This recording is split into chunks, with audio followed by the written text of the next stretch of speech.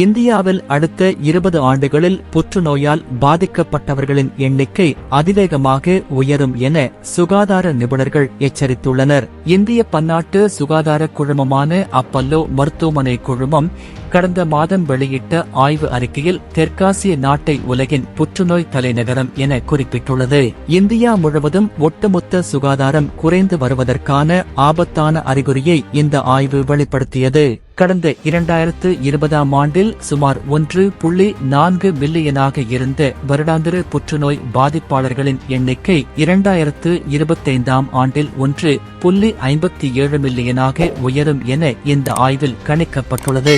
மார்பக புற்றுநோய், கர்ப்பப்பை வாய் புற்றுநோய், கருப்பை வாய் புற்றுநோய் ஆகியவை பெண்களை பாதிக்கும் மிகவும் பொதுவான புற்றுநோய்களாகும். இதுகுறித்து இந்திய பொது சுகாதார அறக்கட்டளையின் முன்னாள் தலைவர் கே.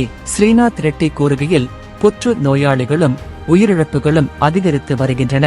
அடுத்த 20 ஆண்டுகளில் இது மேலும் அதிகரிக்கும் என எதிர்பார்க்கப்படுகிறது என்றார். டெல்லி மேக்ஸ் சூப்பர் ஸ்பெஷாலிட்டி மருத்துவமனையின் புற்றுநோய் சிகிச்சை மைய இயக்குனர் அசித் அரோரா கூறுகையில், நான் இதை ஒரு தொற்றுநோய் என அழைக்க விரும்பவில்லை.